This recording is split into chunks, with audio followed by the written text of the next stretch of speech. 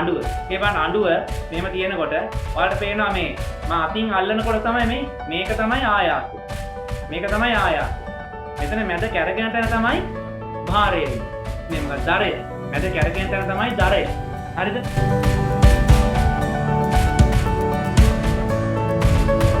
දැන් විලිපිට අපි මෙහෙම නෙමෙයි උස්සන්නේ. විලිපිට උස්සන්නේ මෙතනින් අතින් අල්ලගෙන. හරි? මෙතනින් අතින් අල්ලලා මෙහෙම උඩට උස්සන්නේ. මේ බලන්න. මෙතනින් අතින් අල්ලලා මෙහෙම උඩට උස්සන්නේ.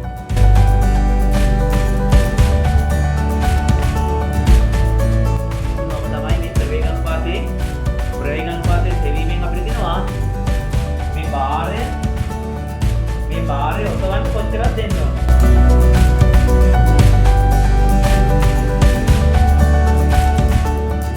අයිබෝවන් සුබ සන්ධ්‍යාවක් වේවා දුරස්තර හැමෝටම. අයිබෝවන් සර්. අයිබෝවන් සර්. අයිබෝවන්. දැන් මෙහෙමයි. හරි. අපි දැන් සරල යන්ත්‍ර ගැන ඉගෙන ගන්න. සරල යන්ත්‍ර ගැන තමයි අපි ඉගෙන ගන්නේ. සරල යන්ත්‍රයක් අපි ඇත්තටම යන්ත්‍රයක් භාවිත කරන්නේ. යන්ත්‍රයක් භාවිත කරන්නේ කිසියම් කාර්යයක් පහසුවෙන් කරගන්නනේ. ඕනම වැඩක් අපි මොකක් හරි වැඩක් කරනකොට අපි දැන් අපි හිතමුකෝ අපි කොටයක් ලී කොටයක් අතින් තල්ලු කරා යනවා. හරි. එතකොට ලී කොටයක් අතින් තල්ලු කරා යනකොට මේ ලී කොටය අතින් තල්ලු කරනවට වඩා අපිට දණ්ඩක් දාලා තල්ලු කරනකොට අපිට පහසුයි. අපිට දැනෙන වෙහෙස අඩුයි. ඒ කියන්නේ අපිට අඩු වෙහෙසකින් වැඩි කාර්යයක් කරගැනීමේ හැකියාව තියෙනවා. අනේ ඒ නිසා තමයි අපි යන්ත්‍රයක් භාවිත කරන්නේ. එතකොට මේ යන්ත්‍රයෙන් අපිට තියෙන්න ඕනේ කිසියම් වාසියක්. මේ යන්ත්‍රයෙන් යම්කිසි වාසියක් අපිට තියෙන්න ඕනේ. මේ යන්ත්‍රයෙන් අපිට වාසියක් නැත්නම් අපි මේ යන්ත්‍රයක් භාවිත කරන්නේ තේරුමක් නැහැ. මේ අපි මොකක් හරි යන්ත්‍රයක් භාවිත කරනකොට ඒ යන්ත්‍රයෙන් අපිට මුකුත් අපිට වැඩක් නෙවෙයි කියන වාසියක් නැත්නම් මේ වාසියක් නැති දෙයක් වැඩක් නැහැ. හරිද දැන්? ඔක්කර ගන්නවක හලෝ කියලා කිව්වේ මටද? එතකොට යන්ත්‍රයක් භාවිත කරන්න හේතුව තමයි අපිට කාර්යයක් පහසු කරගන්න. ඒ කාර්යයක් පහසු වෙනවා කියන්නේ අපිට යන්ත්‍රයෙන් වාසියක් තියෙනවා. යන්ත්‍රයෙන් අපිට තියෙන වාසියට තමයි අපි කියන්නේ යාන්ත්‍ර වාසිය. හරිද? යාන්ත්‍ර වාසිය කියලා අපි කියනවා.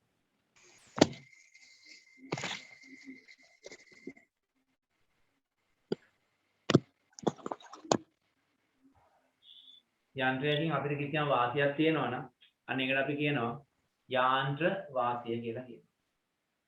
එතකොට මේ සරල යන්ත්‍රයකින් අපිට තියෙන අපිට ලැබෙන යාන්ත්‍ර වාසිය ගණනය කරන්න වෙනම සමීකරණයක් තියෙනවා. සරල යන්ත්‍රයක් මගින් අපිට ලැබෙන වාසිය යාන්ත්‍ර වාසිය ගණනය කරන්න අපි යොදාගන්නේ මෙහෙම. යාන්ත්‍ර වාසිය මේක සමාන වෙනවා භාරය බෙදීම ආයාසය. භාරය බෙදන්න ඕනේ ආයාසයෙන්. දැන් භාරය කියන එක ඔයාලා දන්නවා. හරි? භාරය කියන එක ඔයාලා දන්නවා. දැන් අපි ගත්තොත් උදාහරණයක් විදිහට මේ ගලක් තියෙනවා. මේ පොළවේ මෙහෙම ලොකු ගල් ගෙඩියක් තියෙනවා. මේ ගල පෙරලන්න ඕනේ ඔයාලට. මේ ගල පෙරලන්න ඕනේ. ඔයාලා මේ ගල පෙරලන්න මොකද්ද කරන්නේ? මෙතනට මොකක් හරි දණ්ඩක් අරන් මෙතනින් ඉර වෙන්න තියලා මේක මෙහෙම තල්ලු කරනවා ඉස්සරහට. මේක මෙහෙම ඉස්සරහට තල්ලු කරන්න පුළුවන්. නේද? එතකොට මට කියන්නකෝ මොකක්ද ආයාසය? මෙතන ආයාසය මොකද්ද? මෙතන ආයාසය මොකද්ද? ඊයලි කියලා දුන්නා.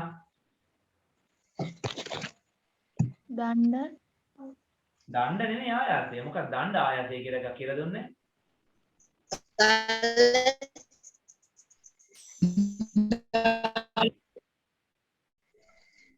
ගල ආයාසය මොකද්ද මේ? ආයාසය කොතනින්ද යොදවන්නේ? අලවංගුව දණ්ඩ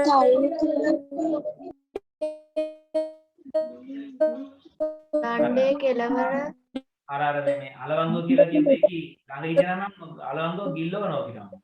ඒ සතිය උගන්වුවා මතක නැහැ මුන්ට. ආයාසය මෙතන නේ. මේ දණ්ඩේ කෙලවරින් තමයි ආයාසය දෙන්නේ. අපි තල්ලු කරනවා මේ දණ්ඩ. මේ දණ්ඩ තල්ලු කිරීම තමයි අපි කියන්නේ ආයාස. මේක තමයි ආයාස. භාරය කියලා කියන්නේ මොකද්ද මෙතන? ගල මේක තමයි භාරය. අපි තල්ලු කරගන්න ඕනේ මේකනේ. මේක තමයි භාරය. මේක තමයි ආයාසය. අපි හිතමු මේ ගල තල්ලු කරන්න නිව්ටන් 800ක් ඕනේ කියන්නේ. නිව්ටන් 800ක් ඕනේ. ඒ කියන්නේ අත් දෙකෙන් නිකන් තල්ලු කරනවා නම් නිව්ටන් 800ක් ඕනේ. අපි දණ්ඩක් යොදාගත්තම මේ දණ්ඩක් යොදාගෙන මේක තල්ලු කරනකොට නිව්ටන් 800ම යොදන්න ඕනද නැත්නම් ඊට වඩා අඩුවෙන්ද යොදන්න ඕනේ? ඊට වඩා අඩුවෙන් ඊට වඩා අඩුවෙන් ඕනේ. ඔව්. ඒ කියන්නේ අපි මේ දණ්ඩ මෙහිම තල්ලු කරනකොට මේ දණ්ඩ සරල යන්ත්‍රයක් ලීවරයක් විදිහට ක්‍රියාත්මක වෙලා මේ ගල පෙරලෙන්න උදව් වෙනවා. එතකොට අපි නිව්ටන් 800ම අතින් දානවා නම් වැඩක් නෑනේ. මේ ගල පෙරලන්න නිව්ටන් 800ක් ඕනේ නම් අපි අතින් මෙතනොත් 800ක් දාන්න නැති වැඩක් තියෙනවා. මේ දී කැල්ල උතරේ. කෙලින්ම අත් දෙකෙන් තල්ලු කරන්න පුළුවන්. එහෙම කරන්නේ නැතුව මේ දණ්ඩකුත් දාගෙන මේ වැඩේ කරන්නේ ඇයි? මේක පොඩ්ඩක් අපිට අඩු කරන්න ඕන නිසා. අපි හිතමු මේ ආයාසය නිව්ටන් 200යි දුන්නේ. මෙන්න. ආයාසය නිව්ටන් 200යි. භාරය නිව්ටන් 800යි. එහෙනම් අපිට ගන්න පුළුවන් යාන්ත්‍ර වාසිය. යාන්ත්‍ර වාසිය කියන්නේ මොකද්ද? යාන්ත්‍ර වාසිය කියන්නේ භාරය බෙදීම ආයාසය. භාරය තියෙනවා නිව්ටන් 800ක්. ඊළඟට ආයාසය තියෙනවා නිව්ටන් 200ක්. උත්තර එනවා 800 200ෙන් බෙදුවම 4යි. මතක තියාගන්න ඒකකයක් නැහැ. නිව්ටන් කැපිලා යනවා. ඒකකයක් නැහැ මේ. එන්න අපර කැපිලා යනවා. 800ට 800 ගියා. 8 දෙදීම 2 කියන්නේ 4. දැක්කද? ඔන්න ඔක තමයි යාන්ත්‍ර වාසිය. එහෙනම් කිසියක් සරල යන්ත්‍රයක භාරය එකට යොදන ආයාසයෙන් බෙදුවම අපිට ලැබෙනවා ඒ යන්ත්‍රයේ තියෙන යාන්ත්‍ර වාසිය. යාන්ත්‍ර වාසිය 4යි කියන්නේ යාන්ත්‍ර වාසිය 4යි කියන්නේ අපිට අතින් තල්ලු කරනවා වගේ 4 ගුණයක් ලේසි කියලා කියන්නේ. යාන්ත්‍ර වාසිය 4යි කියලා කියන්නේ මේක අතින් තල්ලු කරන්න තියෙන අමාරුවක් තියෙනවනේ. ඊට වඩා 4 ගුණයක් පහසු වුණා අපිට මේ දන්න නිසා. ඒකයි මේ කියවෙන්නේ. හරිද? එහෙනම් අපි ඉස්සරම යාන්ත්‍ර වාසිය කියන්නේ මොකක්ද කියලා ලියාගෙන. යාන්ත්‍ර වාසිය කියන්නේ මොකක්ද කියලා ලියාගෙන අපි පොඩි ප්‍රශ්නයකුත් තියෙනවා. ඔයාලගේ ටියුට් එකේ ඇති. ඔතන ගැටලුවක් දීලානේ. බලන්නකො පෙරලා ගන්නකො 14 වෙනි පිටුව. 14 තියෙන්නේ නැහැ. මතකත් නැහැ පිටුවන්. 14 නේ මුල පිටුව. මුල තියෙන්නේ. යාන්ත්‍ර වාසිය කියන්නේ 4 වෙනි පිටුව 4. 4 වෙනි පිටුව බලන්නකො. යාන්ත්‍ර වාසිය කියන එක ඔයාලට දීලා තියෙනවා. යාන්ත්‍ර වාසිය කියන්නේ සරල යන්ත්‍රයකින් බොහෝ විට අඩු ආයාසයක් වගේ වැඩි භාරයක් සම්තුලනය කරගත හැකි වේ. එතකොට සරල යන්ත්‍රයෙන් ලබාගත හැකි වාසිය පහත පරිදි ගණනය කළ හැක කියලා තියෙනවා. මේ කොටු එක ලියා ගන්න යාන්ත්‍ර වාසිය සමානයි භාරය බෙදීම ආයාසය. හරි. ඊළඟ එක්තරා සරල යන්ත්‍රයකින් නිව්ටන් 56ක භාරයක් සම්තුලනය කිරීමට නිව්ටන් 7ක ආයාසයක් යොදන ලදී. මෙම සරල යන්ත්‍රයේ යාන්ත්‍ර වාසිය කොපමණද කියලා අනිත් පැත්තේ පිටුවේ මේ උඩ ඉස්සන තියෙනවනේ. එතන ඉක්මනට ගන්න හදන්න.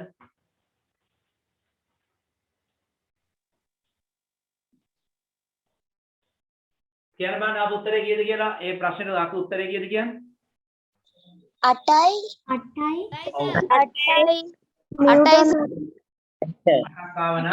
හරි. 8යි. ඔව්. අපි දැන්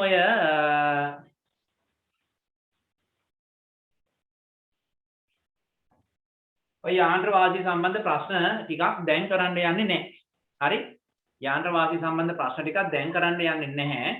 අපි ඉස්සරහට පේපර්ස් කරනවානේ. පේපර් කරනකොට අපි ඕක වෙනම පාඩමට අදාළව යාන්ත්‍ර වාසිය ගණනය කිරීමට ප්‍රශ්න කරනවා ගොඩක්. හරි? දැනට ওই ප්‍රශ්නේ ඔච්චරයි. හරි? දැන් අපි බලමු එහෙනම් ලීවර වර්ග. හරි? ලීවර වර්ග මොනවද කියලා අපි බලමු දැන්. ලීවර වර්ග තියෙනවා 3ක්.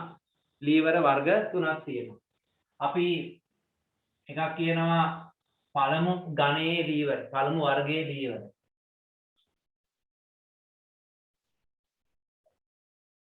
පළමු වර්ගයේ ලීවර කියලා කොටසක් තියෙනවා. ඊළඟට දෙවන වර්ගයේ ලීවර.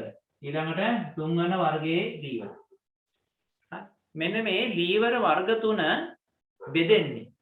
මේ ලීවර වර්ග 3 බෙදෙන්නේ දරයේ පවතින ස්ථානය අනුව. දැන් ලීවර වල දරය කියලා දැන් ලීවර වල ලීවරේ තියෙන කොටස් 3 කියන බලන්න.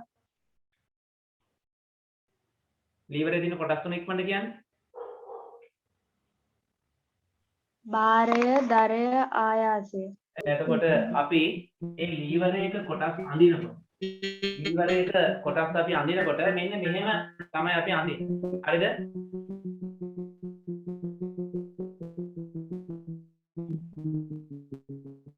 ලීවරයක කොටස් ඇඳීමේදී අපි මෙහෙම අඳිනවා. දැන් ලීවරයක් කියන එක දැන් මේ බල සටහන. ලීවරයට අදාළ බල සටහන තමයි මම මේ අඳින්නේ. හරිද? අපි මේ වගේ දණ්ඩක් අඳිනවා. ඇඳලා මේ එක තැනක අපි දානවා මෙහෙම ත්‍රිකෝණාකාර නිකන් මේ කුලක් වගේ. මේකද කියන්නේ අපි මේක තමයි අපි දරය ලකුණු කරන තැන. දරය. එක පැත්තක අපි දානවා භාරය කොහේ හරි. මේක පැත්තකට එහෙන් දාන්න පුළුවන්. භාරය. අනිත් පැත්තෙන් මෙහෙන් දාන්න පුළුවන් අපිට ආයාසය. ඔන්න ඒ විදිහට ස්ථාන තුනක් තියෙනවා. හරි එකක් ආයාසය, අනිත් එක දරය, අනිත් එක භාරය කියලා තියෙනවා. හරිද? පාඩමේ දැන් අපි කතා කරගෙන ගියේ මේ ලීවර එක මේ ස්ථාන ලකුණු කරන ආකාරය. ලීවර එක අපි මේ විදිහට ආයාසය, දරය, භාරය කියලා තැන් තුනක් අපි ලකුණු කරනවා. එතකොට මේ ලීවරේ මේ භාරය කියන එක මොකද දරය කියන එක දැන් මේකේ තියෙන මැද. මේක දරය කියන එක මැද තියෙන්නේ. දැන් තව ලීවරයක් කියන්න පුළුවන් මෙහෙම. තව ලීවරයක් මෙහෙම තියෙන්න පුළුවන්. මේ දරය මේ කොනෙන් තියෙන්න පුළුවන්. දරය කොනේ. මේ කොහේ තැනකින් තියෙන්න පුළුවන් භාරය, මේ කොහේ තැනකින් ආයාසය තියෙන්න පුළුවන්. හරි, ඔහොම තියෙන්න පුළුවන්. ඊළඟට ආයතව තියෙන්න පුළුවන්. මොකද්ද? දරය මෙහාට යන්න පුළුවන්. දැන් මෙතන තියෙන භාරය නම්, මෙතන තියෙන ආයාසය නම්. හරිද? ආයි මේක මෙහෙම වෙන්න පුළුවන්. දරේ මෙතන තියෙනවා. භාරනේ මෙතන තියෙන ආයාසය, මෙතන තියෙන්නේ භාරය. ආන් ඒ වගේ වෙනස් වෙන්න පුළුවන්. හරිද? එතකොට සාමාන්‍යයෙන් අපි කියන්නේ දරේ ක්‍රියාත්මක වන ස්ථානය අනුව ලීවර වර්ග 3කට බෙදෙනවා කියලා තමයි කියන්නේ. හරිද? මොන හොඳට අහගන්න මේ කියන කතාව. දරය ක්‍රියාත්මක වන ස්ථානය අනුව ලීවර වර්ග 3යි කියලා තමයි අපි ඉගෙන ගන්න. ඒ වුණාට ඔයාලට මේක මතක තියාගන්න ලේසි ක්‍රමයක් මම කියන්නේ. හරිද? මෙතන මේ ඔක්කොම කීයක් තියනවද? මෙතන මේ ලක්ෂ කීයක් තියනවද ඔක්කොම? ලක්ෂ කීයක් තියනවද ඔක්කොම? 3ක් තියෙනවා. 3ක් තියෙනවා. right. මේ 3ක් තියෙනවනේ. මේ තුනෙන් මැද එක. හොඳට මතක තියාගන්න. ඔක ලේසි මතක තියාගන්න. තුනෙන් මැද එක මොකද්ද කියලා බලන්න. ඔයාලට සරල යන්ත්‍රයක් දෙ ලීවරයක් දුන්නාට පස්සේ ඒ ලීවරේ තුනෙන් මැද තියෙන්නේ මොකද්ද කියලා බලන්න. මැද තියෙන එක අනුව ලීවර වර්ග 3ක් තියෙනවා. දැන් බලන්න මෙතන මැද තියෙන්නේ දරය. මෙතන මැද තියෙන්නේ භාරය. මෙතන මැද තියෙන්නේ ආයාසය. මෙන්න මේ විදිහට මේක අනුව අපිට ලීවර වර්ගය හොයාගන්න පුළුවන්. හැබැයි අපි උත්තර ලියද්දි විභාගෙට උත්තර ලියද්දි අහනවා ලීවර වර්ගීකරණය සිදු කර ඇත්තේ කෙසේද? ලීවර කොටස් තුනකට බෙදා ඇත්තේ කෙසේද කියලා. එතකොට කියන්නේ කොහොමද? දරයේ පිහිටන ස්ථානය අනුව ලීවර ආකාර 3ක් ඇත. ඒක අපි උත්තර පත්‍රයේ ලියන්නේ එහෙම. අපි කොහොමද හොයාගන්නේ? පළමු වර්ගයේ ලීවරය, දෙවන වර්ගයේ ලීවරය, තුන්වන වර්ගයේ ලීවරය. අපි හොයාගන්නේ කොහොමද? අපි බලනවා මැද තියෙන්නේ මොකද්ද කියලා.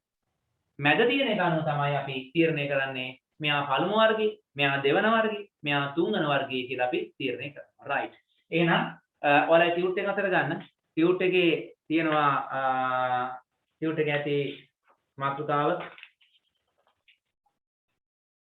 පස්වෙනි පිටුවේ ඇත්තේ. පස්වෙනි පිටුවේ තියෙනවා දරය ක්‍රියා කරන ස්ථානය අනුව ලීවර වර්ග 3කට බෙදිය හැක. ලියා ගන්න පළමු වර්ගයේ ලීවර වචනයෙන්ම ලියා ගන්න. පළමු වර්ගයේ ලීවර, දෙවන වර්ගයේ ලීවර, තුන්වන වර්ගයේ ලීවර.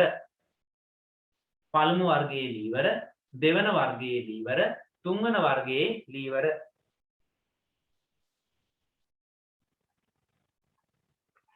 පළමු වර්ගයේ ලීවර, දෙවන වර්ගයේ ලීවර, තුන්වන වර්ගයේ ලීවර. හරි? ලිවන්නේ? දැන් එනම් බලමු අපි පළමු වර්ගයේ ලීවර. පළමු වර්ගයේ ලීවර. මතක තියාගන්න දරය මැදින් තියෙන්නේ. පළමු වර්ගයේ ලීවර වල තියෙන්නේ දරය මැදි. වරහන් ඇතුලේ දාලක් ඇති වාලේ. නේ? පළමු වර්ගයේ ලීවර කියලා තියෙනව නේද? මාතෘකාව තියෙනව නේද? පළමු වර්ගයේ ලීවර කියලා මාතෘකාව තියෙනවනේ. ඒ මාතෘකාව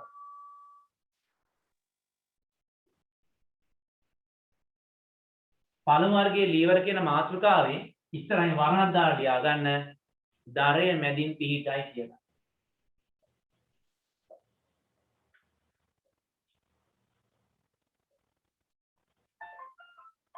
පළමු වර්ගයේ ලීවර කියන එක මාතෘකාවට ඉස්සරහින් ලියා ගන්න දරය මැදින් පිහිටයි.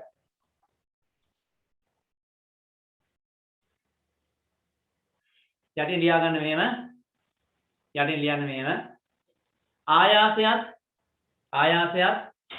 භාරයත් අතර ආයාසයත් භාරයත් අතර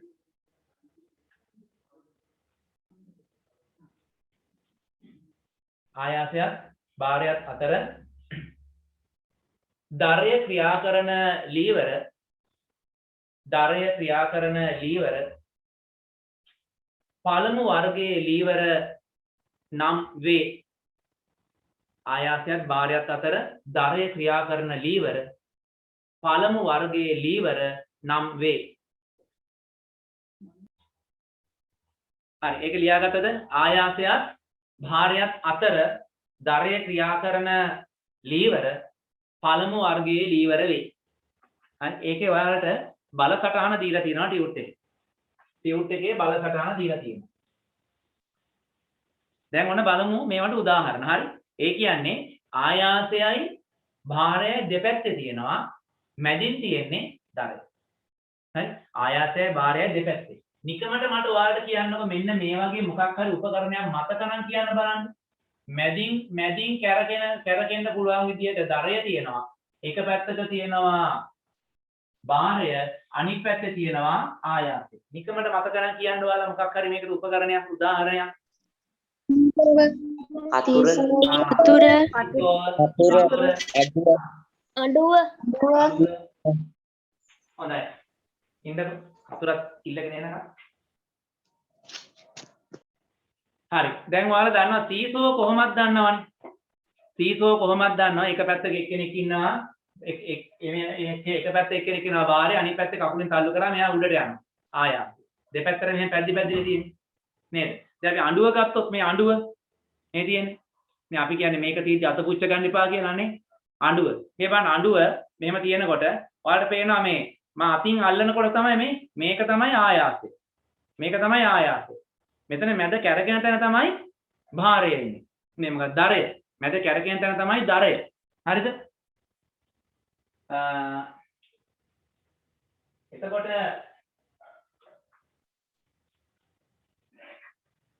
දැන් අපි හිතමු මෙහෙම මම දැන් මේකට මේ කාසියක් තියලා මේ තද කරනවා මෙහෙම. එතකොට මේ කාසිය තමයි භාරය.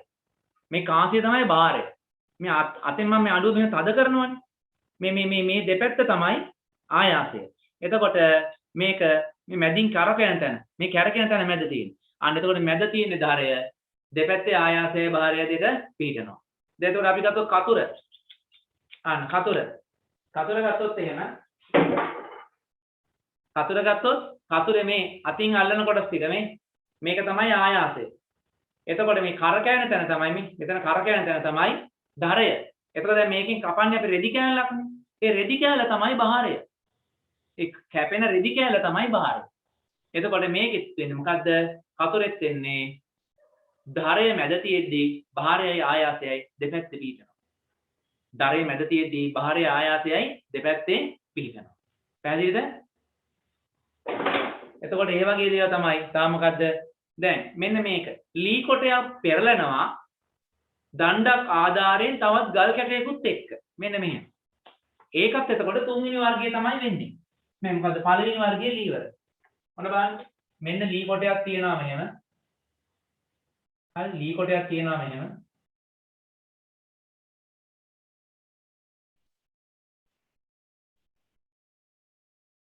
මෙහෙම දණ්ඩ තියෙනවා.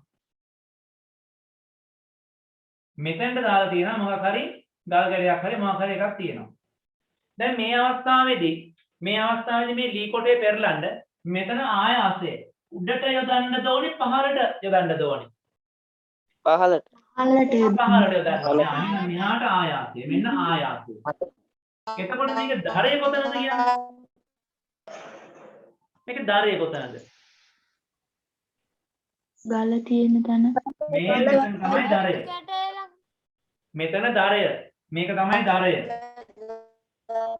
මේක තමයි මොකද්ද? මේක තමයි භාරය. භාරය. ඕක තමයි භාරය. ඕක තමයි භාරය. තේරුණාද? දැන් හරි. දැන් එතන බලන්නකො මේ භාරය තියෙන්නේ මේ පැත්තේ කොනේ. ආයාසයේ මේ පැත්තේ කොනේ. මැද තමයි ධරය. එහෙනම් ඔය ඔක්කොම අයිති වෙන්නේ පළමු වර්ගයේ ලීවර වලට. හරිද? ඔය ඔක්කොම අයිති වෙන්නේ පළමු වර්ගයේ ලීවර වලට. දැන් එහෙනම් පළමු වර්ගයේ ලීවර හරි. දෙවන වර්ගයේ ලීවර බලමු. හරි? දෙවන වර්ගයේ ලීවර බලමු. දෙවන වර්ගයේ ලීවර කියන්නේ මොකක්ද කියලා බලමු. හරි. දෙවන වර්ගයේ ලීවර වල භාරය තමයි මැදින් තියෙන්නේ. ඔන්න මතක තියාගන්න. දෙවන වර්ගයේ ලීවර වල භාරය තමයි මැදින් තියෙන්නේ. දැන් දෙවන වර්ගයේ ලීවර කියලා ලියලා ඇති. හරි? මාතෘකාව. ඒකේ වර්ණන දාලා ලියා ගන්න භාරය මැදින් පිහිටයි. භාරය මැදින් පිහිටයි කියලා ලියා ගන්න. භාරය මැදින් පිහිටයි කියලා ලියා ගන්න. භාරය මැදින් පිහිටනවා. එතකොට බලන්නකෝ දැන් මේව. මේ දැන් මේ බල සටහන අඳින්නේ මෙයා. භාරය මැද තියෙන්නේ. භාරය මැද තියෙනවා නම් ආයාසය ධරය කියන එක දෙපැත්තට යන්න එපානේ. මේ එක පැත්තකට ආයාසය දානවා. ආයාසය. මේ පැත්තෙන් ධරය දානවා. ධරය. එතකොට බලන්නකෝ. එතකොට මේක කොහොමද තියෙන්නේ? දැන් මෙතන බලන්නකෝ. ආයාසයත් ධරයත් අතර තමයි භාරය පිහිටන්නේ. ආයාසයත් ධරයත් අතර භාරය පිහිටන්නේ. හරිද? ආන්න මේ වගේ ලීවර තමයි අපි කියන්නේ දෙවන වර්ගයේ ලීවර. එහෙනම් ලියන්න එතන රූලේ යටින් ලියා ගන්න ආයාසයත් ධරයත්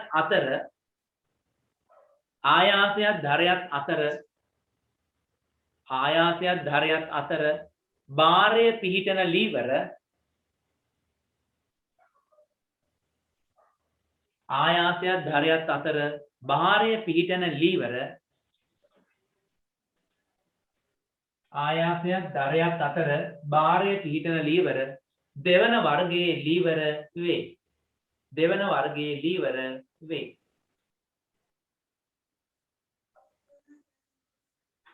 දෙවන වර්ගයේ ලීවර වේ.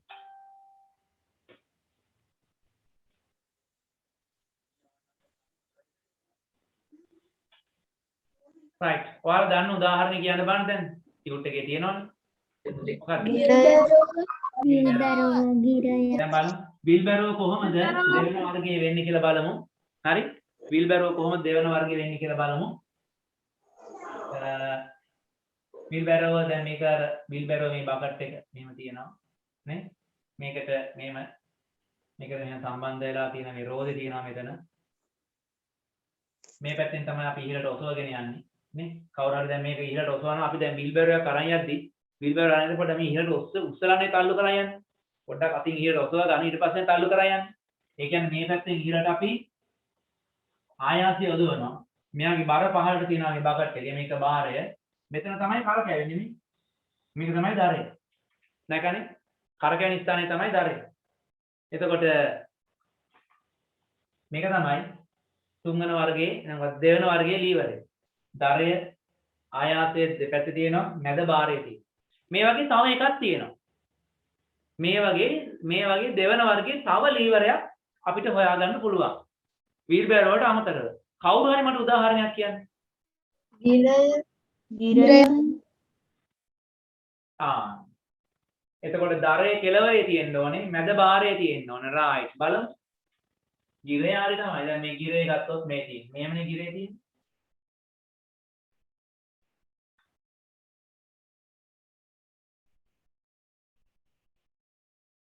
මෙතන තමයි කරකැවෙන තැන මේක දරය මේ පැත්තෙන් තමයි ආයාසය මේ ආයාසය මෙතන තමයි පුවක් ගෙඩිය මේ පුවක් ගෙඩිය තමයි මොකද්ද? බාහිරය. පුවක් ගෙඩිය තමයි ඉන්නේ බාහිරය. හරිද? එතකොට තව අපිට ගන්න පුළුවන්. ඔයාලා මතකද මම ගිය සතියේ කියලා දුන්නා දණ්ඩක් යොදවලා ලී කොටයක් හරි ගලක් හරි පෙරලන්න පුළුවන් ක්‍රම දෙකක් තියෙනවා කිව්වා මතකද? දණ්ඩක් යොදාගෙන. අපි ඉස්සෙල්ලා පළමු ගණේ ලීවර වලට ඒක ඇඳා. දෙවන ගණේ ලීවර වලට දැන් මෙහෙම එකක් අඳින්න පුළුවන් බලන්න. මේ තියෙන්නේ ගලක් නා. මේක ගලක් නා. මෙන්න දණ්ඩක් මෙතෙන්ට දාලා අපි මේ දණ්ඩ මෙහෙම තල්ලු කරනවා ඉස්සරහට. හරි? මේ දණ්ඩ මෙහෙම උඩට තල්ලු කරනවා. මෙයා මෙහෙම ආයාසයෙන් මෙහාට යොදනවා. ආයාසය. දැන් බාරය කොතනද තියෙන්නේ? බාරය තමයි මේ ගල. දරය කොතනද කියන්නකො? මේක හැරෙන්නේ කොතනින්ද?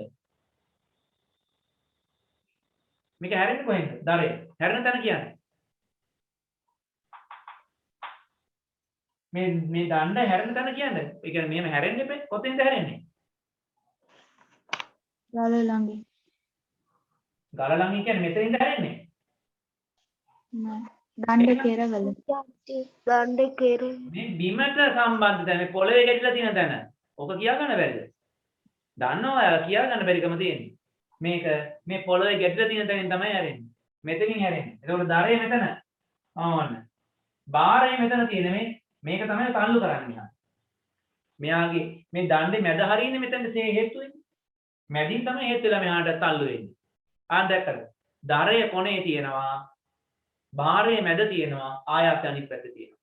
එහෙනම් ඔන්න මේකත් දෙවන වර්ගයේ ලීවරයක්. මේකත් දෙවන වර්ගයේ ලීවරයක්. හරි. දැන් මොන පළමු වර්ගයේ ලීවර වල මැද තියෙන්නේ මොකද්ද? පළමු වර්ගයේ ලීවර වල මැද තියෙන්නේ මොකද්ද? දරය. දෙවන වර්ගයේ ලීවර වල මැද තියෙන්නේ මොකද්ද? බාරය. බාරය. එහෙනම් මට කියන්න පුළුවන් වර්ගයේ ලීවර වල මැද තියෙනවා ඇත්තේ මොකද්ද එහෙනම්? අනිවාර්යයෙන්ම තුන්වන වර්ගයේ ලීවර වල මැද තියෙන්න ඕනේ ආයත.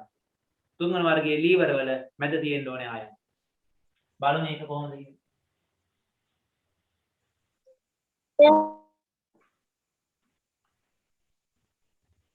තුන්වන වර්ගයේ ලීවර වල මැද තියෙන්නේ ආයත. ඒක මෙන්න මෙහෙම අපි අඳින්නේ.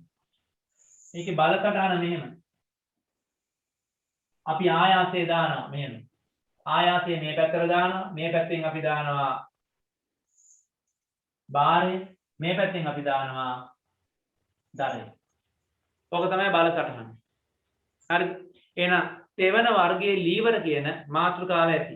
ඒක ඉස්සරහින් වරණක් ඇතුලේ වරන් ඇතුලේ දාන්න. ආයාසය මැද පිහිටයි කියලා ලියන්න. ඒ මාතෘකාව ඉස්සරහින් ලියා ගන්න ආයාසයෙන් මැද පිහිටයි කියලා. ආයාසයෙන් මැද පිහිටයි කියලා ලියන්න.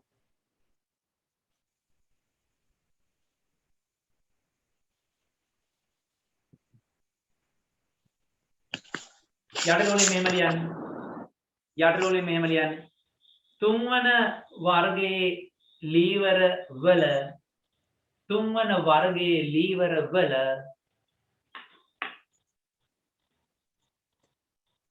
තුන්වන වර්ගයේ ලීවර වල භාරයක් දරයක් අතර ආයාසය පිහිටයි. භාරයක් දරයක් අතර ආයාසය පිහිටයි. තුන්වන වර්ගයේ ලීවර වල භාරයක් දරයක් අතර ආයාසය පිහිටයි. භාරයක් දරයක් අතර ආයාසය පිහිටයි. හරි. මේවට ගොඩක් ඒවා තියෙනවා. ගොඩක් උදාහරණ තියෙනවා. දැන් බලන්නකෝ බිලී පිත්ත. ඔන්න හොඳ උදාහරණයක්. දැන් මම මේක නම් බිලී පිත්ත. ඒවට මේ ඔක්කොම පේන්නේ නැහැ මෙතන. මෙහෙම තියෙනවා. දැන් බිලී පිත්ත නම් මෙහෙම කරලා උත්සාහනේ අර පැත්තේ කොනේ තමයි අර නූල එල්ලලා මේ මොනවාද මේ මාළු බාන්නේ එකනේ නේද? මම නූලකුත් එල්ලන්නම් මේ පැත්තේ. නූලක් නැහැ මල්ලන් ක්ලිප් වර්ග තියෙනවා. right. ඔන්නම ඉතින්. දැන් මේ ඉන්නේ මාළුවා. හරි? මේක බිලී පිත්ත. දැන් බිලී පිත්ත අපි මෙහෙම නෙමෙයි උස්සන්නේ නේ. බිලි පිත්ත උස්සන්නේ මෙතනින් අතින් අල්ලගෙන. හරි? මෙතනින් අතින් අල්ලලා මෙහෙම උඩට උස්සන්නේ. මේ බලන්න. මෙතනින් අතින් අල්ලලා මෙහෙම උඩට උස්සන්නේ. මෙහෙම. නේද? මෙහෙම උඩට උස්සන්නේ. එතකොට බලන්න මෙයා කරකැවෙන්නේ කොතනින්ද? කරකැවෙන්නේ කොතනින්ද? කරකැවෙන තැන කියන්නේ ඔයාලා කියන්නේ. කරකැවෙන තැන කොතනද කියන්නේ මෙතන මෙයාගේ. දරේ කොතනද?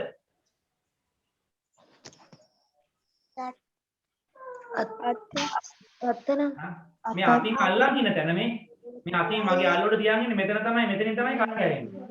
මෙතනින් තමයි කරකැවෙන්නේ. මම ආයත යොදන්නේ කොතනින්ද? මම ආයත යොදන්නේ කොතනින්ද? මැදින්. මැදින් මේක මැදින් තමයි උඩට උස්සන්නේ නේ. මැදින් තමයි උඩට උස්සන්නේ. මැදින්. හරි? එතකොට මෙයාගේ බාරය කොහෙද තියෙන්නේ? මේ බාරය මේ එල්ලෙනවා බාරය. පේනවනේ මේ? කෙලවරේ. බිලි පිත්ත මේ කොණෙන් තමයි බාරය. දැක්කද? බිලි පිත්ත එතකොට තුන්වන වර්ගයේ ලීවරයක්. එයාගේ ආයාසයේ මැද තියෙන්නේ. හරි. එතකොටම දැන් ඔයාලා ගෙදර මේ ඔයාලා ගෙදර මිදුළු අතු ගන්නවා නේද? මිදුළු අතු ගන්නවා, ගේ අතු ගන්නවා නේද? එතකොට කොස්ස ඉදලා අල්ලනකොට බලන්න. කොස්ස තමයි ඉදලා. මෙහෙම කරලා අතින් අල්ලන්නේ නේ. දැන් මේකත් හිතමු කොස්ස කියලා. දැන් මෙහෙම අතින් අල්ලලා මෙහෙම අතු ගන්නවා. නේ? මෙහෙම අතු ගන්න. එතකොට බලන්න මෙතන මේ අල්ලට සම්බන්ධනේ මෙතනින් මෙහෙම අතු ගන්න නෑනේ අපි. අපි ඉදලා මෙහෙම අතු ගන්නවද ඔයාලා? මෙහෙම අතු ගන්නවද ඉදලා අරගෙන? මෙහෙම අතු ගන්නෑ නෑ. මේක මෙතනින් අතේ තියෙද්දි මේ අතින් තමයි මේක තල්ලු කරන්නේ. මෙහෙම තල්ලු කරනවා. එතකොට බලන්නකො. මෙතන දරය, මැද තමයි ආයාසය. බිම තමයි අතු ගෑවෙන්නේ. බාරේ බිම එතකොට. බිම බාරේ. හරි? උදුරු ගාද්දිත් එහෙමයි. උදැල්ලෙන්. මෙහෙම කොටද්දි.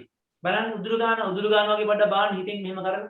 බලන්න මේ යට අල්ලන් ඉන්න තැන මෙතන නිකන් තියෙන්නේ. මෙතන මේ අත නිකන් තියෙන්නේ මේකෙන් නෙමෙයි මේක ක්‍රියාත්මක වෙන්නේ. මැදින් ක්‍රියාත්මක වෙන්නේ මැදින් තමයි අල්ලන් කොටන්නේ මේ උදුරු ගානකොට. හරි? උදුරු ගාද්දි. එතකොට මොකද ඉස්සර කොනේ උදුරු තලයේ තමයි පොළොවේ වදින්නේ. ඒක තමයි පොළොව තමයි බාහිර. උදුරු ගානකොට පොළොව තමයි බාහිර. දැන් රේකේ මොන හරි අදින කොටත් එහෙමයි. රේකෙත් එහෙමයි. මෙතන අල්ලන් ඉන්න තැන දරය. මැදින් තමයි ඇදලා ගන්නෙ. ඒකට බාහිර ඉස්සරහ තියෙන අර කූරු ටික. ඒකෙන් තමයි රොඩ් ටික ඇදිලා එන්නේ. ඊළඟට අර ඔයාලා දන්නවා මේක. අර වල බනිසල්ලන එක. බනිසඬු දන්නව නේද? බනිසඬුව කියලා එකක් තියෙනවා. අර බනිසල්ලා දෙන්නේ. ඉතින් කාලේ මෙන්න මේ වගේ එකක්. ඔය වගේ මෙතනනේ බනිසා හුවෙන්නේ. මේ බනිස තමයි බාරය. හරි? මේ බනිස තමයි බාරය. එතකොට මෙතනින් තමයි මෙයා දිගහැරෙන්නේ නැමෙන්නේ දිගහැරෙන්නේ මෙතන ඉන්නේ. මෙතන තමයි දරය. එතකොට මෙහෙන් තමයි අපි අල්ලන්නේ මැදින්. අඬුව මේ මැදින් අල්ලලා මේ අපි අරන් දෙන්නේ අර කාඩේ ෂෝකේස් එකේ තියෙන කැමරා ගන්න මේකේ මැදින් අල්ලන්නේ. කොනේ නෙමෙයි මේ මැදින් අල්ලලා මේක නියම අල්ලලා දෙන්නේ. එතකොට මේ බනිස් අඬුව. ඒකයිද වෙන්නේ පොරාටද? තුන්වෙනි වර්ගයේ ලීවර වල. ඊළඟට අර ගෑල්ලමන තියෙන අර ඇයි පියාඩු ගලවන්න තියෙන අර පොඩි ට්වීසර් එක කියලා එක. නේ. ඒකත් එහෙමනේ. ඒක මේකේ චූටි එකනේ. මේ මැදින් අල්ලන්නේ. මැද ආයාසය. අර ඇයි පියාට තමයි නේද? ඇයි පියාට තමයි මොකක්ද දෙන්නේ? ඒක තමයි බාරය. අර දෙක නැමෙන තැන තමයි දරය. නැකත් ඒ වගේම තමයි අපේ වැලමිට කන්දිය.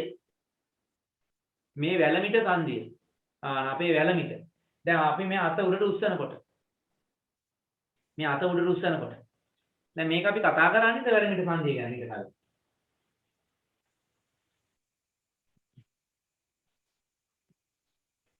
මේක කලින් කතා කරලා තියෙන්නේ. හරි? මතකද මෙතන? අරාස්ත්‍රිය අන්වරාස්ත්‍රිය තියෙනවා, ප්‍රගන්ධාස්ත්‍රිය කියලා අස්ති තුනක් තියෙනවා. මේ කියලා දුන්නා. මතකද කියලා දවස්. මේ එක අස්ත්‍රියක් මෙහෙම තියෙනවා. අරාස්ත්‍රිය. මේ ප්‍රගන්ධාස්ත්‍රිය තියෙනවා. අරාස්ත්‍රිය සහ අන්වරාස්ත්‍රිය මෙහෙම තියෙනවා. දැන් අත උඩට ඔසවනකොට මේ අත මෙතනින් උඩට ඔසවනකොට මොකද වෙන්නේ? මේ මෙතන තියෙන මෙතන තියෙන ද්විශීර්ෂ පේශිය මගින් මෙතන තියෙන පේශිය මගින් මේ පේශිය මෙහෙම තියෙන්නේ. මේ පේශිය මෙතන සම්බන්ධයි. මෙහෙම සම්බන්ධ වෙලා තියෙන්නේ. මෙයා මෙතනින් හැකිලෙනවා. එතකොට මොකද වෙන්නේ? මෙතනින් තමයි ඉහළට ආයාසය. මේක තමයි බාරය. මේක තමයි දරය. ඕනෝම තියෙන්නේ. මෙහෙම ඉහළට මේ අපේ වැලමිට කන්දිය කියන්නේ තුන්වන වර්ගයේ ලීවරයක්. හරි? අපේ වැලමිට කන්දිය කියන්නේ තුන්වන වර්ගයේ ලීවරය. මොන හොඳට මතක තියාගන්න. පළමු වර්ගයේ ලීවර, දෙවන වර්ගයේ ලීවර, තුන්වන වර්ගයේ ලීවර. හරි. මට කියන්නකෝ පළමු වර්ගයේ ලීවර ඔයාලා හඳුනගන්නේ කොහොමද? පළමු වර්ගයේ ලීවර හඳුනගන්නේ කොහොමද? මැද දරේ තිබෙනවා දරේ මැද එච්චරයි වෙන මොකුත් ඕනේ නැහැ. දරේ තියෙන්නේ මැද. හරි. ඔයාලා දෙවන වර්ගයේ ලීවර හඳුනගන්නේ කොහොමද? මැද බාරේ තියෙනවා බාරයේ මැද තියෙනවා. තුන්වන වර්ගයේ ලීවර හඳුනගන්නේ කොහොමද? පිහිටලා තියෙනවා. ආයාසයේ මැදින් පිහිටලා තියෙනවා. ඒවට අපි කියනවා තුන්වන වර්ගයේ ලීවර. දැන් මේ ඕක ඔහොම කටපාඩම් කරනවට වඩා ලේසි ක්‍රමයක් මම කියලා දෙන්නම්. දැන් සාමාන්‍ය හරිද? සාමාන්‍යයෙන් පොඩි කාලේ පොඩිම කාලේ චූටි කාලේ අර ළමා උද්‍යානයට ගිහිල්ලා අර තෙල්ලම් මිදුලට ගිහිල්ලා මොකද කරන්නේ? සීසෝ පදිනවා. පොඩි කාලේ සීසෝ පදිනවා. චූටි කාලේ සීසෝ පදිනවා. හරිද? චූටි කාලේ සීසෝ පදිනවා. ටිකක් ලොකු වෙනකොට මොකද කරන්නේ? පොඩ්ඩක් ටිකක් ලොකු වෙන දැන් එතකොට ඒ කියන්නේ අවුරුදු දැන් කියන්නේ ඉස්කෝලේ යන වයස එනකොට ආසයින් ළමයි තාත්තලාට උදව් කරන්නේ. අම්මට තාත්තට උදව් කරන්න ආසයි. නේද? කොල්ලෝ හරි ආසයි තාත්තට උදව් කරන්න. දැන් තාත්තට උදව් කරන්න මේ කොල්ලෝ ටික මොකද කරන්නේ? වීල් බැරෝ අරගෙන ඒ ගල් පස් අනම් මනම් පුරවලා තල්ලු කරගෙන යනවා. හරි? ඒතකොට දැන් ටිකක් ලොකු වෙනකොට මෙයා වීල් බැරෝ පදිනවා. දැන් පොඩි කාලේ සීසෝ පැත්තා ටිකක් ලොකු වෙනකොට වීල් බැරෝ පදිනවා. හරි ඕනනම් ගෑල් ළමයින්ට කියන්න පුළුවන් අම්මට උදව් කරන්න මේ කතුර අරගෙන රෙදි කපලා දෙනවා කියලා. රෙදි මහන්නේ ඕන එහෙම හිතා ගන්න පුළුවන්. දැන් මතක තියාගන්න පොඩි කාලේ සීසෝ පැත්තා. ටිකක් ලොකු වෙනකොට වීල් බැරෝ පදිනවා. ඊට ඔය අතර පොඩි අර ඇක්ටර් වෙච්ච කොල්ලෝ ඉන්නවා එහෙම මේ හොර වැඩ කරගෙන. ආන්න උන් ත්‍යාගිකල් ලොකු වෙනකොට මේ නරක පුරුදු වෙලා මොකක්ද වෙන්නේ? හොරෙන් ගිහිල්ලා බිලි බානවා. මාළු බානවා. මාළු බාන්න මොකක්ද ඕනේ? බිලි පිට ඕනේ.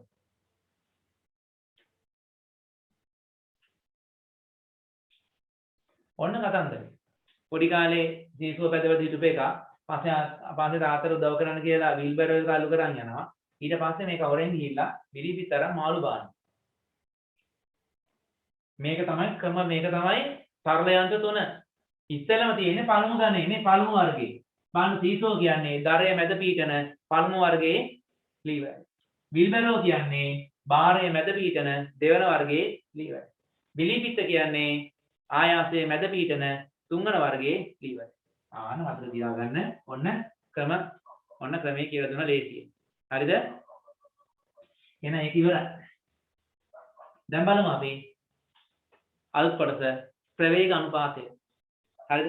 සරල යන්ත්‍රයක ප්‍රවේග අනුපාතය. ඔන්න ගණන් හදන තැනට ආවා. සරල යන්ත්‍රයක ප්‍රවේග අනුපාතය.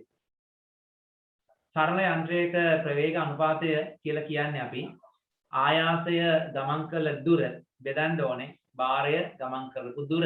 එහෙම නැත්නම් ආයාසයේ විස්ථාපනය බෙදන්න ඕනේ භාරයේ විස්ථාපනය. ඔන්න මතක තියාගන්න ওই සමීකරණ. හරිද? හැම සරල යන්ත්‍රයකටම ප්‍රවේග අනුපාතය හොයන්න තියෙනවා. ලීවර වල ප්‍රවේග අනුපාතය හොයන්න ඕනේ.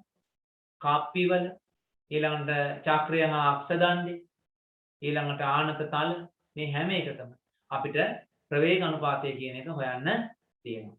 හරි? මේක මේ කෙලින්ම 11 වසරට සම්බන්ධ ඒ කියන්නේ 11 විභාගෙට සාමාන්‍ය පෙළ විභාගයට සම්බන්ධ කොටසක් මේ යන්නේ.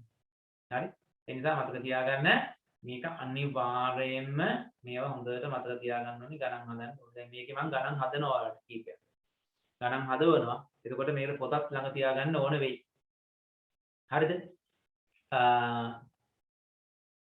මතක තියාගන්න දැන් ප්‍රවේග අනුපාතය යනු කුමක්ද කියලා අහන්නේ ඉබා.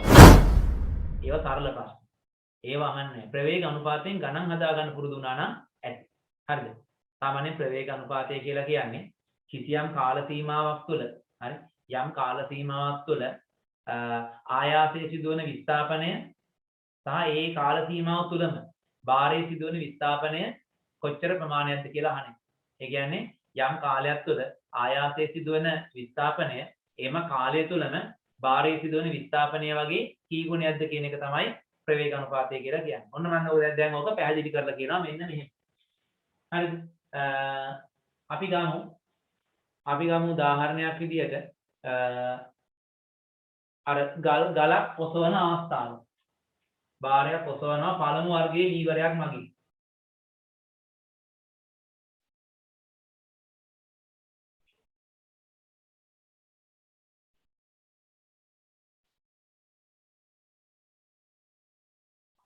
මෙන්න මෙතන තියෙනවා මොකක් හරි බර ලී කුට්ටියක් තියෙනවා. මොකක් හරි බරක් තියෙනවා. හරිද? මේක තමයි භාරය. දැන් මෙතනින් තමයි අපි මේක පහත් කරන්නේ. මේක තමයි ආයාසය. හරිද? දැන් මෙයා මේක පහළට ගන්නවා. මෙයා මේ ආයාසය යොදලා මේක පහළට ගන්නවා.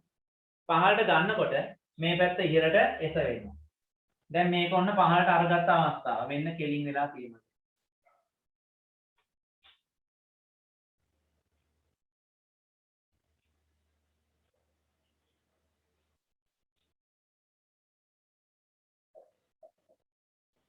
ඕන්න බලන්න. හොඳට බලන්න.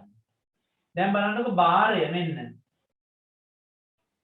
මෙන්න භාරය ගමන් කළ දුර. හරි? මේක තමයි භාරයේ ගමන් කරපු දුර. එතකොට ඒ වෙලාවේදී ආයාසයේ ගමන් කරපු දුර. මේක ආයාසය. මෙන්න මේක. ආයාසය ගමන් කළ දුර.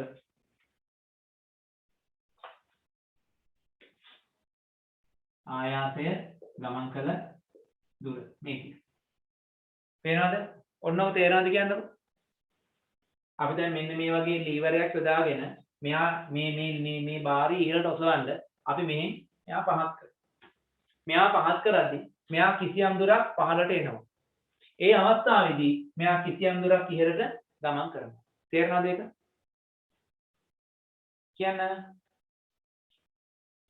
තේරෙනවා සර්. මේක තේරෙනවද නැත්නම් තේරෙන්නේ නැත්නම් කියන්න නෑ. මොකද මේක තේරුනේ නැත්නම් බෑ.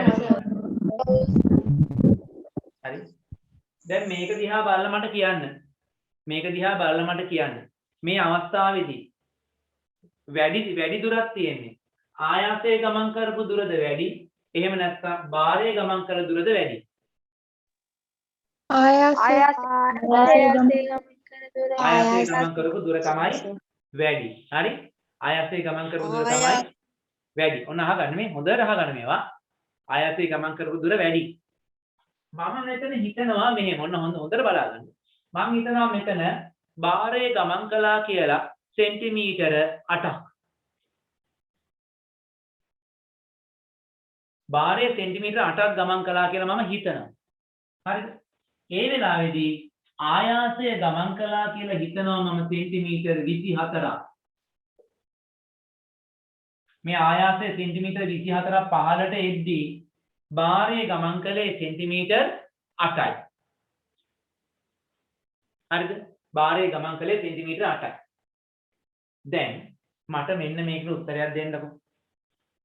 භාරයේ ගමන් කරපු දුර වගේ කොපමණ වාරයක් එන කී ගුණයක් ආයාසයේ ගමන් කරලාද?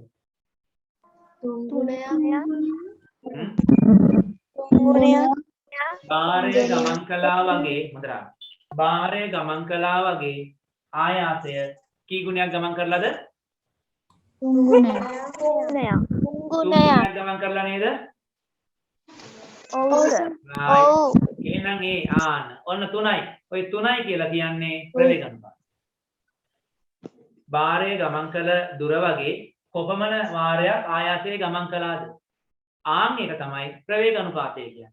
අපි ඔක ලබා ගන්නේ කොහොමද? භාරයේ ගමන් කරපු දුර ආයාසයේ ගමන් කරපු දුර වගේ කොච්චර ප්‍රමාණයක්ද කියලා නෑ මොකද්ද? ආයාසයේ ගමන් කරපු දුර භාරයේ ගමන් කරපු දුර වගේ කොච්චර ප්‍රමාණයක්ද කියලා අපි බලන්න මොකද්ද කරන්න ඕනේ? බෙදන්න ඕනේ. බෙදන්න ඕනේ. මොකද්ද බෙදන්න ඕනේ මෙතෙන්දී?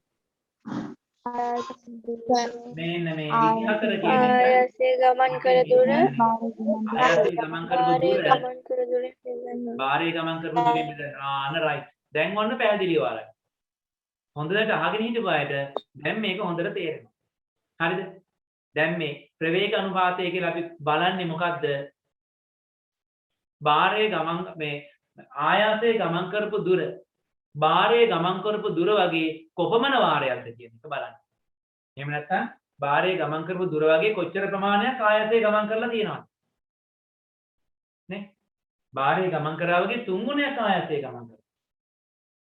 නේද? එහෙනම් අපි හොයාගන්නේ ආයාසයේ ගමන් කරන දුර බෙදීම බාහිර ගමන් කරන දුරේ.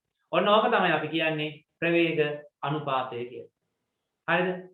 ප්‍රවේග අනුපාතය කියලා කියන්නේ ඔන්න ඕක. රයිට්. අපි ඕක චුට්ටක් ලියාගමු ඉක්මනට. ඕක ලියාගෙන ඊළඟ කොටසට මම එනවා.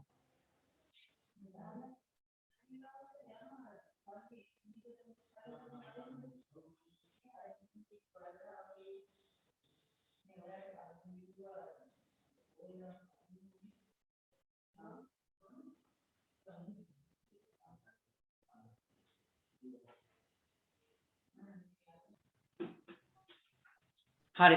දැන් මෙන්න මේ ප්‍රශ්නයක් ලියන්න ඕනේ ආ. පොත අරගන්න, පොත් ගන්න. පොත් අරගන්න. පොත් අරගෙන ලියාගන්න මේ ප්‍රශ්නයක්. සර් මොන පොතේ ලියන්න ඕනේ? දැන් විද්‍යාව පන්තියට වෙනම ලියන පොතක් තියෙනවානේ. ඒ පොතේ. පාඩේ මාතෘකාව දාලා ලියන්න පටන් ගන්න.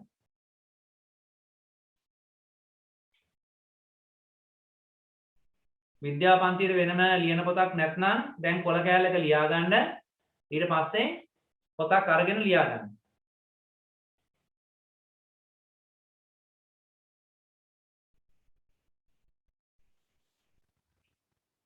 හරි මෙහෙම ලියා ගන්න. එක්තරා ලීවරයක් මගින් එක්තරා ලීවරයක්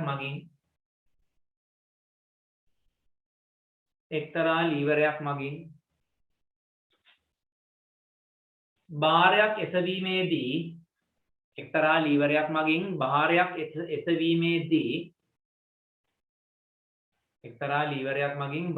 එසවීමේදී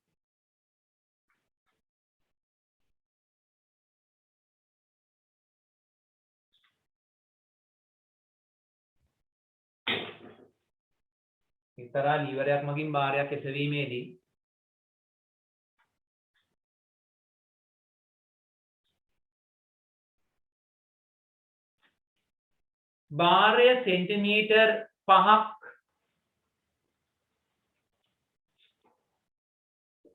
භාරය සෙන්ටිමීටර් 5ක් එසවෙන විට භාරය සෙන්ටිමීටර් 5ක් එසවෙන විට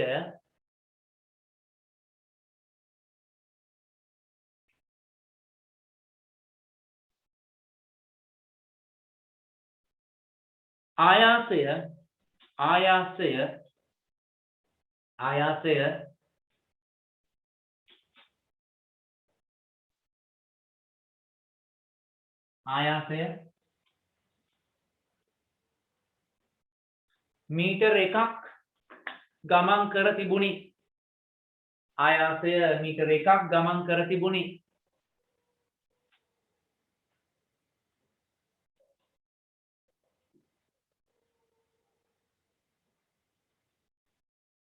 ආයාසය මීටර 1ක් ගමන් කර තිබුණි.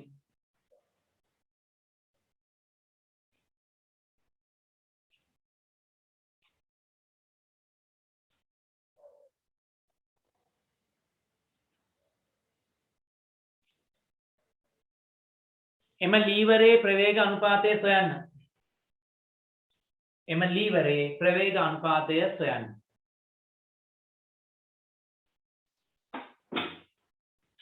හරි. දැන් මේ වගේ වෙලාවකදී දැන් ඔයාලා දන්නවා සමීකරණය ප්‍රවේග අනුපාතයේ සමීකරණය තමයි ආයාසයේ විස්ථාපනය බෙදන්න ඕනේ භාරයේ විස්ථාපනය. හරි.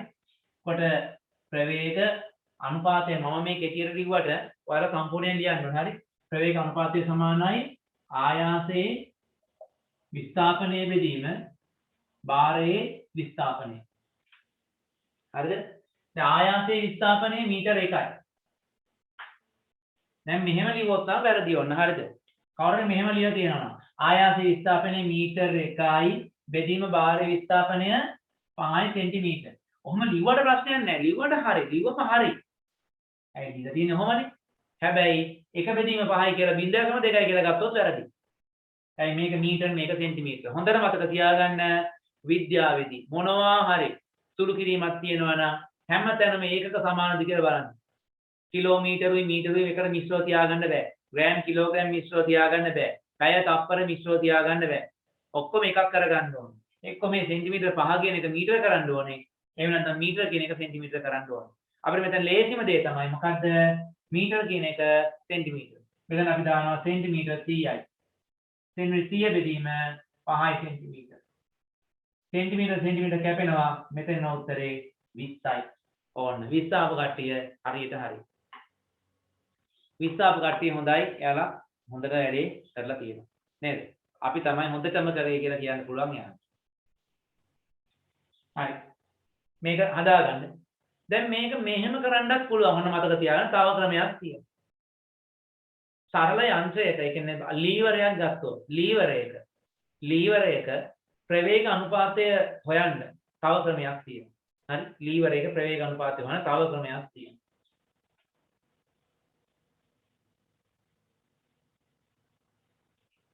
මේක එන්නේ කොහොමද කියලා හොයන්න එපා. දැන් මෙන්න තියෙනවා ලීවරයක් තියෙන්නේ මේ. මෙතන තියෙනවා භාරය. මේ දණ්ඩ දිගට තියෙනවා. හරිද? දැන් මෙයා ඉහළට ඔසවනවා. ඉහළට ඔසවනකොට ඔසවපු ප්‍රමාණය තමයි මේ.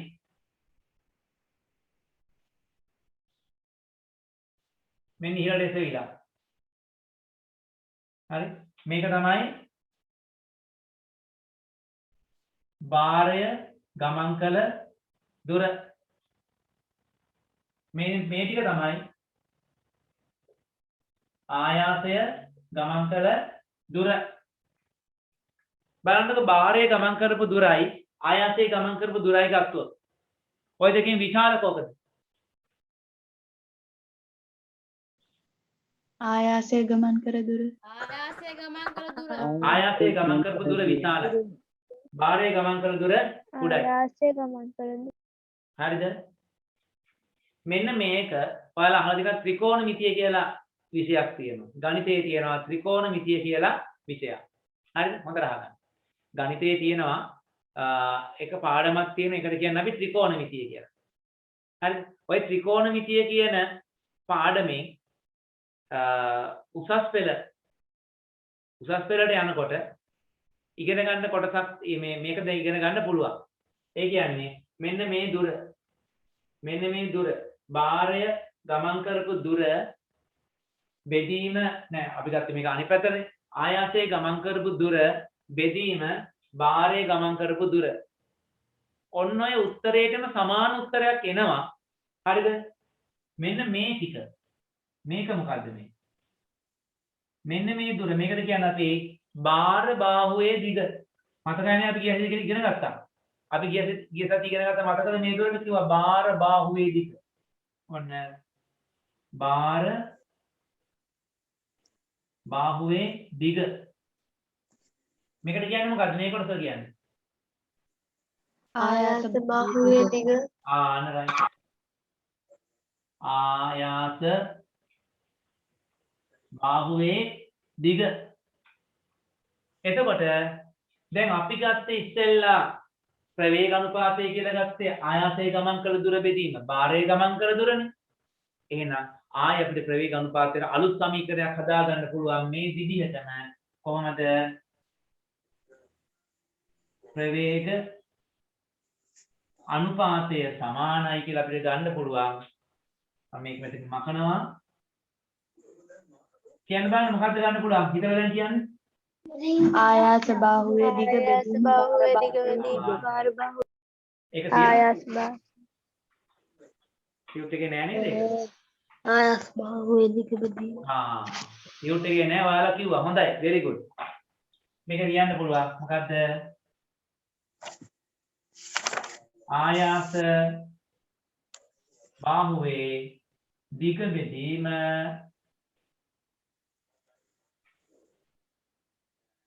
බාර බාහුවේ දිග. ඔයාලා ටියුට් එකේ තියෙනවා මේ බාර බාහුවේ හා ආයාස බාහුවේ දිග යොදා ගනිමින්ද සෙවිය හැක කියලා තියෙනවා නේද? මේ බාර බාහුවේ හා ආයාස බාහුවේ දිග යොදා ගනිමින්ද සෙවිය හැක කියලා තියෙනවා නේද? ඒකට පහලින් පොඩි ඉඩක් තියෙනවා නේද? ආන් ඒකේ මේ සමීකරණය තියාගන්න. ප්‍රවේග අනුපාතය සමානයි ආයාස බාහුවේ දිග බෙදීම බාර බාහුවේ දිග කියලා ඉක්මනට දැන් ලියාගන්න. right. වැඩක් තියෙනවා දැන්. දෙවෙනි ප්‍රශ්නේ සහ තුන්වෙනි ප්‍රශ්නේ කියලා ප්‍රශ්න දෙකක් තියෙනවා. ඉක්මනට ප්‍රශ්න දෙකට උත්තර ලියන්න. ටියුට් එකේ තියෙන ප්‍රශ්න දෙකක් දෙවෙනි ප්‍රශ්නේ තුන්වෙනි ප්‍රශ්නේ. ඉක්මනට ලියන්න ප්‍රශ්න දෙකට උත්තර.